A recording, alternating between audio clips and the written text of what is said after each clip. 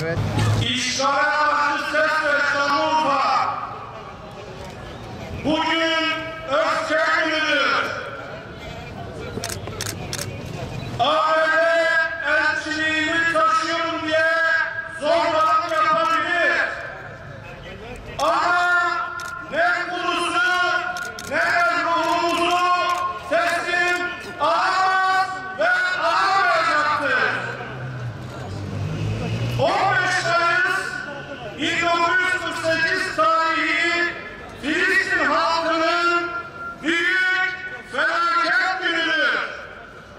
Siyonistlerin Filistin topraklarının önemli bir kısmına el koyduğu ve kanlı bir tehdit süreciyle yüz binlerce Filistinliyi vatanlarından çıkardığı gündür. İsrail kuruluşuyla başlamış büyük bir trajedinin adı olan Nakbe, terör rejimi İsrail tarafından öldürülen, işkence edilen, haklarını gasp edilen ve yurtlarından çıkarılarak zulme maruz bırakılan Mustafa Filistinli kardeşlerimizin vatanlarına geri dönme mücadelesinin adı aynı zamanda.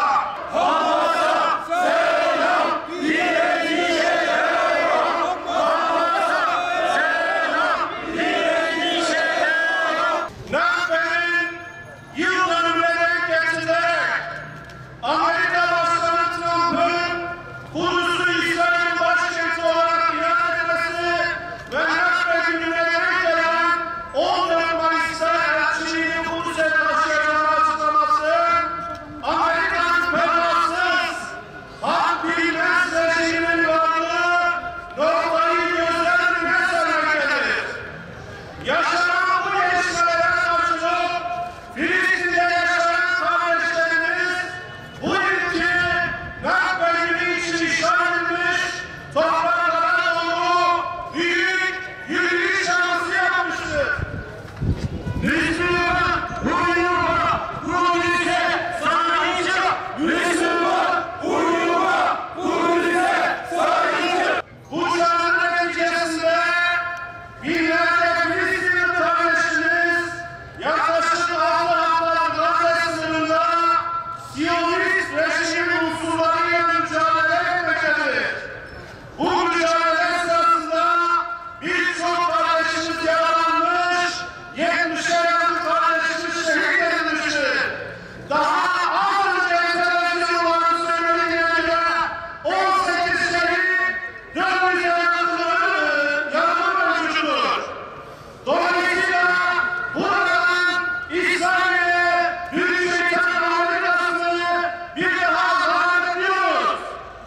Bizler Şanlıurfa'daki sivil toplum kuruluşları olarak Filistinli kardeşlerimizin maruz kaldığı zulme sessiz kalmamak ve seslerine ses katmak amacıyla bu büyük felaket gününün yıl dönümünde müstakil Amerika'nın elçiliğini Müslümanların harem şeriflerinden olan Kudüs'e taşımasını kabul etmediğimizi elçiliğin açılış merasiminde Nakbe gününe denk getirilmesini lanetlediğimizi ve kınadığımızı buradan tüm dünyaya haykırıyoruz. Kudüs ağlarsa Urfa ağlar. Kudüs ağlarsa Urfa ağlar.